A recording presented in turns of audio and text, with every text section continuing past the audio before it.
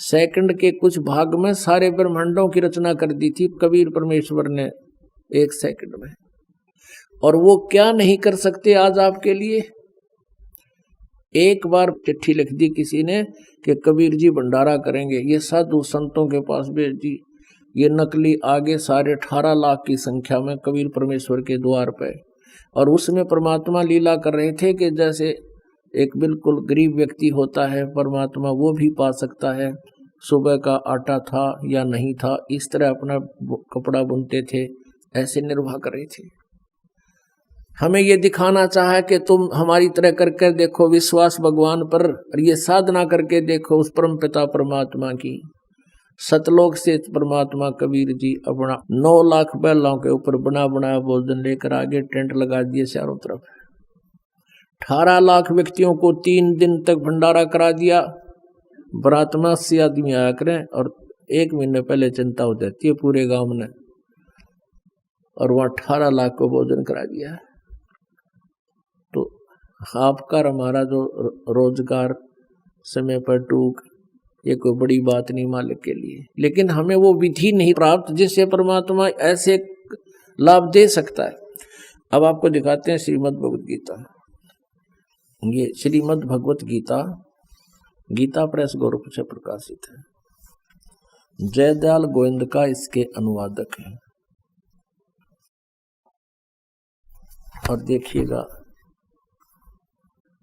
अध्याय नंबर 16 का और श्लोक नंबर 23। अध्याय नंबर 16 श्लोक नंबर 23। जो पुरुष जो व्यक्ति शास्त्र विधि को त्याग कर अपनी इच्छा से मनमाना आचरण करता है वह न सिद्धि को प्राप्त होता है, न परम गति को, और न सुख को ही। 24 में क्लियर कर दिया। अध्याय नंबर 16 का श्लोक 23। इससे तेरे लिए कर्तव्य और अकर्तव्य की व्यवस्था में शास्त्र ही प्रमाण है। ऐसे जानकर तू शास्त्र विधि से नियत कर्म ही करने योग्य है। अब परमात्मा ने कहा कि आप श्री सतगुण विष्णु जी और तमगुण शिव जी की पूजा करते हो। गीता जी में इन तीनों गुणों की रजगुण ब्रह्मा, सतगुण विष्णु, तमगुण शिव जी की पूजा करने वालों को मूर्ख कहा है। अब लाला जी था गीत रखा दिखाऊं देखो। अब परमात्मा ने कहा डट जा, तेरे तन्ने ना देखना हो, मैं दिखाऊंगा। ये देखिएगा श्रीमद् भगवत गीता अध्याय नंबर 7 को आपके रूबरू कराते हैं इस पवित्र सदग्रंथ का। ये देखिएगा अथ सप्तमो अध्याय 7वां अध्याय। इसमें पहले मंत्र में आप देखिएगा, हे पार्थ, अनन्य प्रेम से मुझ में आसक्त चित्त तथा अनन्य भाव से मेरे प्राण होकर योग में लगा हुआ तू जिस प्रकार से संपूर्ण विभूति एवं बल समग्र यानी पूर्ण रूप से मुझको संशय रहित जानेगा उसको सुने। जो कहता ही बताऊंगा, ऐसा ज्ञान दे दूंगा तेने, फिर और ज्ञान की आवश्यकता नहीं। 7वें का दूसरे में, मैं तेरे लिए इस विज्ञान सहित तत्व ज्ञान को संपूर्णतः कहूंगा, जिसको ये तत्व ज्ञान नहीं ज्ञान को, इस ज्ञान को संपूर्णतः कहूंगा, जिसको जानकर संसार में फिर कुछ भी जानने योग्य शेष नहीं रह जाता। अब पुणात्मा देखिएगा अध्याय नंबर 7 का और श्लोक नंबर 12। और भी जो सतगुण से उत्पन्न होने वाले भाव हैं, जो रजगुण से सतगुण विष्णु जी, रजगुण ब्रह्मा जी से और तमगुण शिव जी से उत्पन्न होने वाले भाव है, उन सबको तो मुझसे ही होने वाले हैं ऐसा जान, परंतु वास्तव में उनमें मैं और वे मुझ में नहीं। अब ये क्लियर करना पड़ेगा, रजगुण ब्रह्मा जी है और सतगुण विष्णु जी और तमगुण शिव जी। ये देखिएगा शिव पुराण गीता प्रेस गोरखपुर से प्रकाशित है। ये देखिएगा शिव पुराण गीता प्रेस गोरखपुर से प्रकाशित है। संपादक हनुमान प्रसाद पोदार, चमनलाल गोस्वामी। गीता प्रेस गोरखपुर से मुद्रित है और प्रकाशित है। इसके अध्याय नंबर 9 के अंदर 110 पृष्ठ पर आपको दिखाते हैं। रुद्र संहिता शिव शिवपुराण पृष्ठ 110 पे 9वें अध्याय के लास्ट में सारा वर्णन करके यहाँ क्लियर कर दिया कि इस प्रकार ब्रह्मा, विष्णु और रुद्र इन 3 देवताओं में गुण है, परंतु शिव गुणातीत माने गए हैं। रजगुण ब्रह्मा है, सतगुण विष्णु, तमगुण शिव जी, ये तीनों देवताओं में गुण है और ये काल गीता ज्ञानदाता इनसे न्यारा है। अब देखिएगा, अब आप जी ने ये श्री शिव पुराण में देखा, थोड़े थोड़े हिंट दे रहा है ये दास, जो आपको बहुत आसानी से समझ में आ जाएंगे। अब देखिएगा श्रीमद् देवी भागवत, जिसमें संस्कृत भी साथ है। श्रीमद् देवी भागवत हिंदी टीका सहित भाग 1, और ये कहाँ से प्रकाशित है? अथ श्रीमद् देवी भागवत सभाष्टिकम सहमातम, खेमरा श्री कृष्ण दास प्रकाशन, बम्बई 4। इसके तीसरे सकंद पर हम आते हैं। अथ श्रीमद् देवी भागवते भाषा टीका युक्ते, तृतीय सकंद है प्रारंभते। तीसरा सकंद में हम आपको दिखाते हैं प्रश्न नंबर 11 पर। ये देखिए प्रश्न नंबर 11 पर, और भाषा टीका युक्त तृतीय सकंद 5वां अध्याय, इसका 8वां मंत्र। अब भगवान शंकर कह रहे हैं, माता यदि हमारे ऊपर, दुर्गा को कह रहा अपनी माता को शंकर भगवान, हे माता यदि हमारे ऊपर सदा आप दया युक्त हो तो हमको तमोगुण में किस प्रकार प्रदान किया है? ब्रह्मा रजोगुण और हरि सतगुण युक्त क्यों किए हैं? अब ये तो पढ़ी आपने हिंदी, अब संस्कृत और पढ़ लेंगे क्योंकि देवनागरी लिपि है। यही 7वां श्लोक समाप्त हुआ, 8वां प्रारंभ था। यदि दया धर्मनान सदाम्बिके कथम अहम विहित है। मैं यदि दया धर्मना, यदि आप हमारे ऊपर दया युक्त हैं, शंकर जी कह रहे हैं, तो कथम अहम विहित है, मैं क्यों बना दिया तमोगुण है। और कमल से उत्पन्न होने वाले ब्रह्मा जी को आपने रजोगुण क्यों बना दिया? कमल जय रजोगुण संभव सुविता है क्यों? और क्यों सतोगुण हरि और विष्णु को आपने सतोगुण को बना दिया? इति सिद्धम रजगुण ब्रह्मा, सतगुण विष्णु, तमगुण शिव जी। एक और प्रमाण दिखाते हैं मार्कंडेय पुराण में। मार्कंडेय पुराण गीता प्रेस गोरखपुर से प्रकाशित है।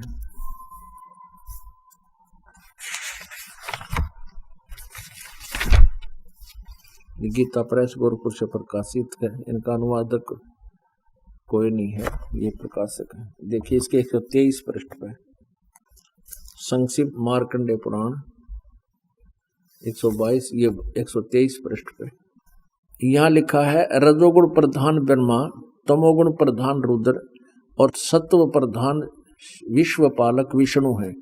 ये ही 3 देवता हैं और यही 3 गुण हैं। कति क्लियर कर दिया, यही 3 देवता हैं और यही 3 गुण हैं। पुण्यात्माओं, अब आसानी से समझ आ जाएगी कि ये पवित्र सदग्रंथ यानी श्रीमद् भगवत गीता। अब फिर देखिएगा श्रीमद् भगवत गीता अध्याय नंबर 7 और श्लोक नंबर फिर देखिएगा 12। अध्याय नंबर 7 का श्लोक नंबर 12 अब आपको पढ़ के सुनाते हैं।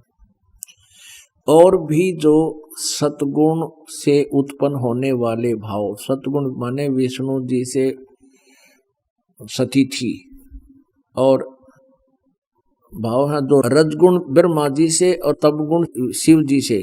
क्लियर हो गया कि रजगुण ब्रह्मा जी हैं, सतगुण विष्णु जी हैं और तमगुण शिव जी। इनसे जो कुछ भी हो रहा है, सृष्टि, सतिथि और संहार, उन सब को मुझसे ही होने वाले हैं ऐसा जान। क्योंकि ये काल को 1 लाख मानव शरीरधारी प्राणी खाने का श्राप लगा हुआ है।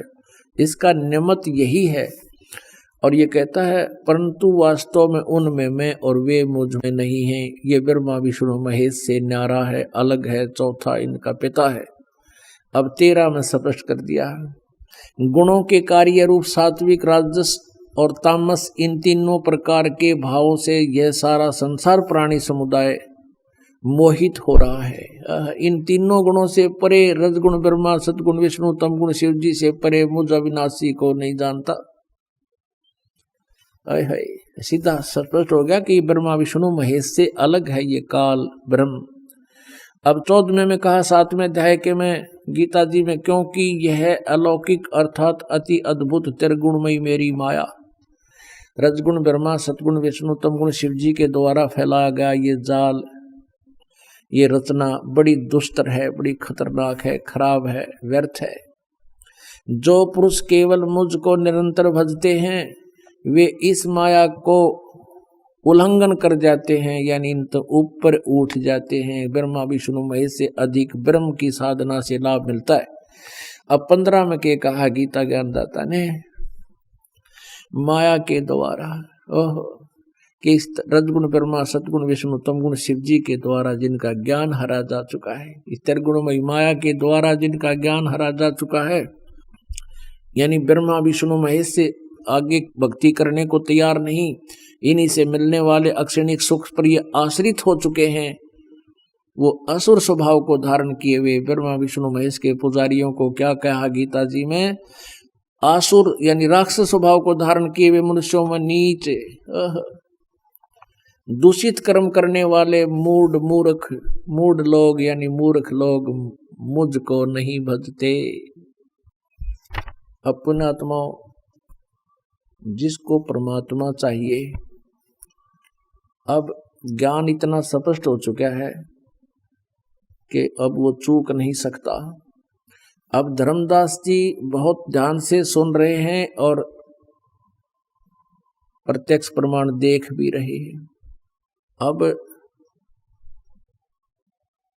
धर्मदास जी को परमात्मा ने क्लियर कर दिया कि अब सुन ले, इनकी सुनाता हूं तेरे को कैसे रजगुण ब्रह्मा है, इन तीनों गुणों के उपासकों को कैसे राक्षस और राक्षस स्वभाव को धारण किए हुए मनुष्यों में नीच दूषित कर्म करने वाले मूर्ख कहा है।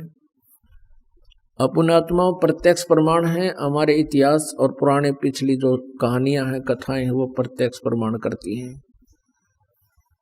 एक भस्मागिरी नाम के भगवान शिवजी तमगुण के उपासक थे और उन्होंने भगवान शिवजी के द्वार के सामने, गेट के सामने सिर आसन पर 12 वर्ष तक तप किया। पार्वती जी ने प्रार्थना की कि भगवान आप समर्थ भगवान हो, आपका ये दास क्या मांगता है, इसको दे दो, ये बहुत दिनों से आपके द्वार पर आपकी साधना कर रहा है। भगवान शिव ने कहा कि मांग भी भस्मागिरी, क्या मांगता है। भस्मागिरी ने कहा कि प्रभु ऐसे नहीं मांगूंगा, आप वचनबद्ध हो जाइए। भगवान शंकर जी ने सोचा तपस्वी है, साधक है, मेरे पास 8 सिद्धियां हैं, कोई सिद्धि दे दूंगा प्रसन्न हो जाएगा। सिद्धि मांगता होगा तो भगवान शिव जी ने कहा भाई मैं वचनबद्ध हो गया। वचनबद्ध होने का नाम सुनते ही खड़ा हो गया छोड़कर सिरासन। बस उस भस्मागिरी ने कहा कि प्रभु आपके हाथ में जो ये कड़ा है, ये कड़ा मुझे दे दे। उस कड़े में क्या विशेषता थी कि उस कड़े को किसी के सिर पे रख कर यूं कह दे भस्म, वो व्यक्ति जल कर मर जाता था, 1 सेकंड में राख हो जाती थी, नष्ट हो जाता था। भगवान शंकर जी वचनबद्ध हो गए थे, उन्होंने वो कड़ा निकाल कर उसको दे दिया, ले बच्चा। अब शंकर भगवान ने सोचा था न्यू था कि ये जंगल में रहता है, हिंसक पशुओं से, राक्षसों से बचाव के लिए लेता होगा।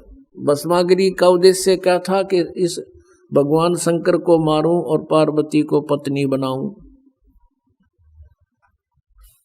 ये कहते ही कड़ा हाथ में आते ही और तेवर बदल गए।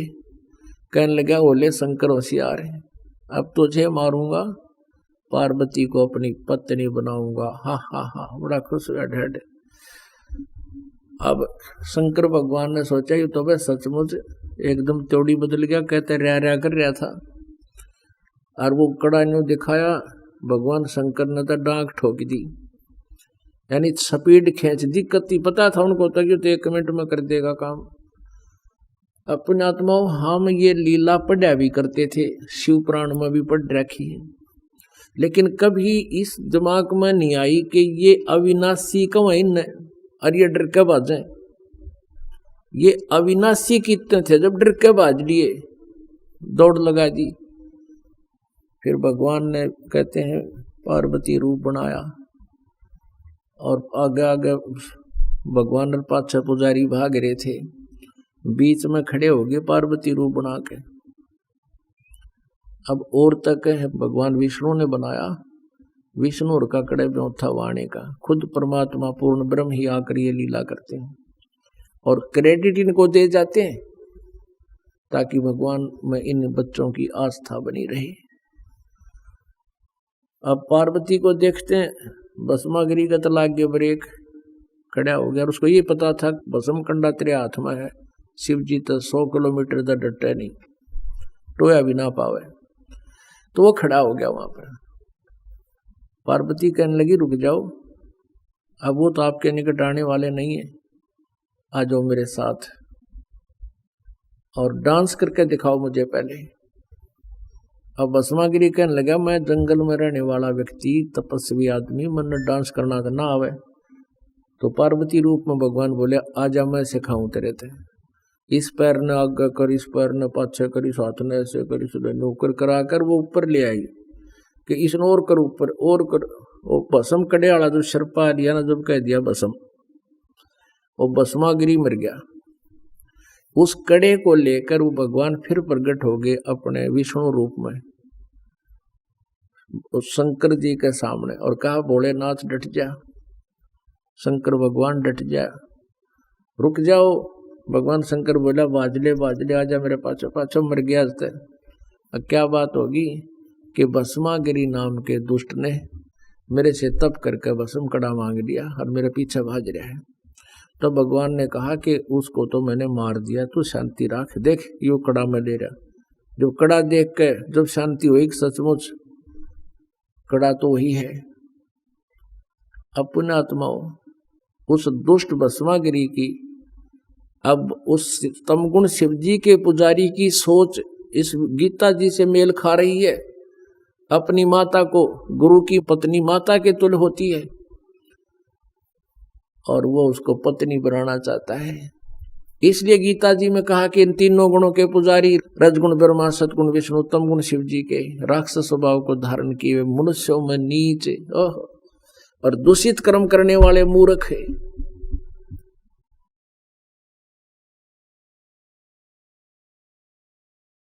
की भक्ति करी थी और ऐसी भक्ति करी थी एक और अन्य पुजारी शिव जी के साथ जन्म नहीं कर सकते, यहां से तलवार मार कर और उनके चरणों में समर्पित कर दिया था। और उस साधना से क्या मिला, उसने जैसा किया था वैसा ही वर्क डन मिल गया। ना मोक्ष हुआ, दुर्गति से मृत्यु हुई, राक्षस कवाया और कुत्ते वाली मौत मेरा सारा कुंबा गानी करवा दी। अब ब्रह्मा जी की साधना की थी, रजगुण ब्रह्मा जी की, हिरण्यकशिपु ने। हिरण्यकशिपु अपने पुत्र का शत्रु हो गया, राक्षस कहलाया और उसकी मौत से आप परिचित हो किस प्रकार उसकी मृत्यु हुई। विष्णु जी के उपासक हैं ये वैष्णव संत। एक बार कुंभ के पर्व का हर की पैड़ियों पर संयोग हो गया हरिद्वार में। ये सभी गिरी, पुरी, नाथ, ओगड़, नागा, ये सभी तमगुण शिव जी के पुजारी हैं और वैष्णु साधा विष्णु जी के पुजारी हैं। वैष्णु जो संत हैं साधक, ये सतगुण विष्णु जी के पुजारी हैं। वहां जब कुंभ का पर्व आता है, ये अपने अपने ग्रुप में, अपने अपने समुदाय में जाकर इकट्ठे हो जाते हैं। गिरी अलग, पुरी अलग, नाथ कनपाड़े अलग, वैसे नाथ अलग, नागा न्यारे, और वैष्णव अलग से। जब स्नान का समय, प्रभु का समय इनके द्वारा जो बना रखी है वो लोक वेद, उसके आधार से उस समय होता है, उससे पहले 10 मिनट 20 मिनट रास्ते अनुसार वो अपने प्रस्थान कर देते हैं। सबसे पहले नागा पहुंच गए, हर की पैड़ियों पर खड़े हो गए स्नान करने की तैयारी में। नागा होते हैं वो नग्न रहते हैं, बिल्कुल निवस्त्र रहते हैं और शरीर पर राख वगैरह लगा लेते हैं। वैष्णव साधु विष्णु जी के उपासक हैं। पीछे से वैष्णव ग्रुप चला गया। वैष्णव साधुओं ने कहा उन नागाओं से कि नागाओं, हम पहले स्नान करेंगे, तुम मत स्नान करना, हम सर्वश्रेष्ठ हैं, हम सतगुण विष्णु जी के उपासक हैं। अब नागाओं ने कहा कि नहीं, हम सर्वश्रेष्ठ हैं, हम त्यागी और वैरागी हैं, निवस्त्र हैं, हम नी इच्छा हैं, हम वस्त्र भी धारण नहीं करते हैं, हमें कोई किसी से लेना देना नहीं है, हम सर्वश्रेष्ठ हैं, प्रथम हम स्नान करेंगे। अब वैष्णव साधु कहने लगे कि नहीं, हम श्रेष्ठ हैं, हम सर्वप्रथम स्नान करेंगे। तुम काहे के श्रेष्ठ हो? नागाओं से कहने लगे, तुम सरड फरड टट्टी के हाथ भी ना धोते, पशु की तरह नंगे फिरते हो, बाहर मरो, पहले हम नहावांगे, बाहर आओ। अब वो नहाना स्नान करना तो भूल गए। आपस में उसने उसका जुट पकड़ लिए बाल, और उसने उसके गुट्टम गुट्टा बुड़कम बुड़का तलवार निकाल लिया, सीधी काट करद मारने लगे तलवार से, तीर से, पता नहीं किस किस प्रकार वहां कत्लेआम मचा दिया। 25,000 ये त्रिगुण उपासक आपस में लड़का मर गए।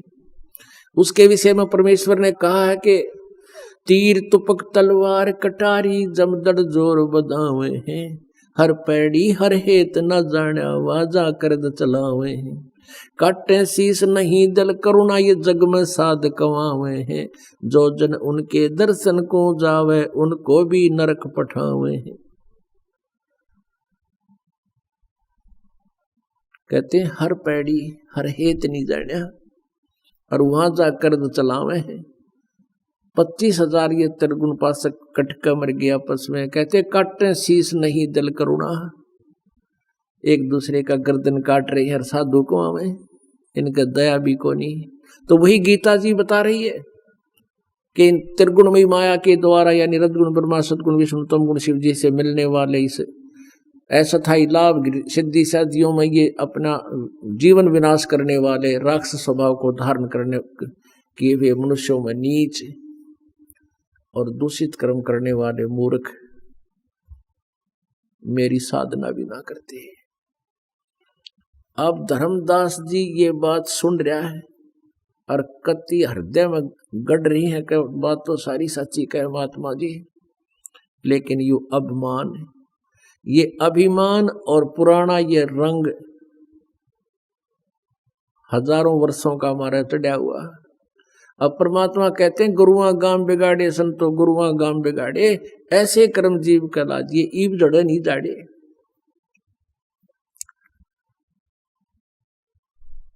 अब धर्मदास ने सारी आंखें देख ली, फिर भी धर्मदास जी कहने लगे बाबा जी तो मुसलमान है, इसलिए तो हमारे हिंदू देवताओं की बदनामी करना चाहता है। और सुन ले, उद्देश्य ये था कहने का कि तुम मांस खाते हो, मुसलमान हो। और धर्मदास जी कहता हम जीव हिंसा नहीं करते, हम औरों की तरह जीव हिंसा नहीं करते। और आगे से मेरे से इस टॉपिक पर बात मत करिए बाबा जी, बस फाइनल कह दिया। यानी इतना दुख मान गया और सच्चाई सामने रखी है। परमात्मा ने पता था काल प्रवेश कर गया, ये इसके अंदर आ गया काल बेटी का बाप, एकदम अंतर ध्यान हो गया परमात्मा वहां से सामने से। अच्छा भाई धर्मदास जी, मैं कह तो तेरी हित में रहा था बच्चा, आप आगे तेरी इच्छा ना स्वीकार कर, नाराज ना हो मेरे से, यूं कहकर अंतर ध्यान हो गए। अदृश्य सामने से अब सर घूम गया तो उसका धर्मदास का, अब सामने से एकदम अदृश्य हो जा, कलेजा पाट गया। अब ये तो भगवान था, ये तो परमात्मा थे। ओए होए, देख कितनी सच्चाई बतावे थे। अपने आप को कोसने लगा मैं कितना दुष्ट नीच हूं। ओए होए, सच्चाई आंखों देख कर भी नहीं माना। अब पुण्यात्माओं सारा दिन इसी चिंतन में गया, काफी आधा दिन तो चला गया था ये वार्ता में। अब शाम होगी, श्याम ने इसी चिंतन में पड़कर सो गया। हे भगवान, देख मैंने कैसा अनमोल अवसर खो दिया और रो रहा है। अन्यों का हे भगवान एक बार फिर आ जाओ, एक बार फिर से दर्शन दे दो, मैं बिल्कुल विवाद नहीं करूंगा, विनम्रता से अपनी शंका का समाधान करवाऊंगा। सारी रात सोया नहीं, करवटें बदलता रहा, वो वार्ता याद आ रही है। भगवान अदृश्य हो गए, अब ना मिले तो बात बिगड़ेगी, क्योंकि ये पूजा तो करण की कोई ना जो मैं कर रहा था। अब सुबह ना तो स्नान करया ना वो पूजा पाठ करी, सुबह उठ कर न सोची 2 रोटी बना लो फिर चालूंगा, रास्ता तय करूंगा। वक्त से उठ लिया, लकड़ी तोड़ कर लाया था जंगल से, श्याम ने रख रखी थी वहां सुबह खाना बनाने के लिए। चूल्हे के ऊपर रोटी बनाई अपनी, एक लंबी लकड़ी लगा दी, मोटी लकड़ी थी, बीच से वो होलो थी, छोटी थी, और उसकी सहयोगी लकड़ी लगा कर आग जला दी। रोटी पौन लग गया, भात बना ली, सब्जी बना ली, और इसी दौरान सूर्य उदय होने वाला ही था, रोशनी सी होगी। उधर से वो लकड़ी जलती जलती चूल्हे के निकट आगे, उसका एंड क्या देखा धर्मदास जी ने रोशनी होते ही, कि उस लकड़ी के अंदर से जो थोथी थी उसके अंदर से चींटियां अपने अंडे मुख में लेकर बाहर निकलने का प्रयत्न कर रही है, और लकड़ी के पीछे लास्ट एंड में एक तरल पदार्थ सा उबल रहा होता है जो थोड़ी सी गिल्ली होती है। अब चींटियां वहां से निकलना चाहती हैं, और वो उस तरल पदार्थ के ऊपर पानी से उबल रहा था, लास्ट में उस पर चटक चटक होकर मर रही है, आगे से अग्नि में जल रही है।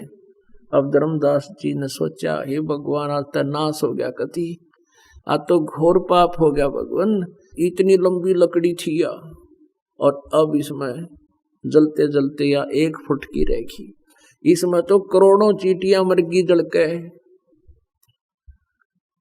एकदम कांप गया सारा, लोटा पानी का डाल दिया, जितनी सब्जी रोटी बनी थी बन गई, बुझा दी आग तुरंत। अब रोन लग गया बैठ के कि भगवान इतना पाप है, आज तो ढेर ला लिया मैंने पाप का। फिर सोचा कि इसका कैसे प्रायश्चित करूं, अपने आप आइडिया ला लिया कि आज मैं निराहार रहूंगा, और ये आहार किसी साधु संत को खवा दूंगा जो रोटी मैंने बनाई है जिसमें ये चींटी जल गई। इस उद्देश्य से सब रोटियों को रख कर थाली में, सारी सब्जी को ऊपर कपड़ा डाल के, और ले चला साधु की तलाश में तालाब के चौगर्द घूमने लग गया। थोड़ी सी दूर पर गए थे वह परमात्मा अन्य वेशभूषा में, जो हिंदू संत होते हैं महात्मा, उस तरह के रूप बना के लाल से कपड़े, और एक वृक्ष के नीचे बैठे। धर्मदास जी की दृष्टि गई कि हम महात्मा बैठे हैं, वहां जाकर कहा, ले महाराज भूख लगी होगी, भोजन पालो। परमात्मा ने कहा, हाँ धर्मदास भूख लगी है भाई। अब धर्मदास नाम सुना, थोड़ा चौकन्ना तो हुआ, फिर सोचा मैं बहुत भंडारे करता हूँ, और इस साधु कभी भंडारे में आया होगा, मुझे जानता होगा। रख दिया। परमात्मा एक लोटे में जल लिए हुए थे अपना, उस जल को उठाया, एक मंत्र बुदबुदाया, और जल पूरी थाली पर, रोटियों पर, सब्जी पर छिड़क दिया, छींटे ला दिए। उसी समय सभी रोटी की और सब्जी की चींटी बन गई, और सारी थाली काली होगी, चींटी मुंह मंडे ले रही, और पूरी थाली भर गई, निकला बार गुच्छे के गुच्छे। और फिर परमात्मा उसी रूप में आगे जिंदा बड़े महात्मा में, जिसमें पहले दिन वार्ता हुई थी, और कहा, धर्मदास तेरे जैसा पापी इस पृथ्वी पर नहीं। तू क्या कह रहा था, जीव हिंसा नहीं करते हम, तू मुझे सुनाना चाहता था।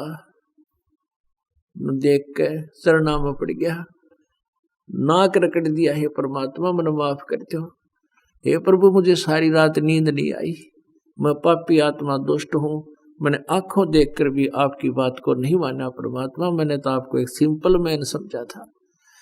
हे प्रभु मुझे ये ज्ञान और बता दो।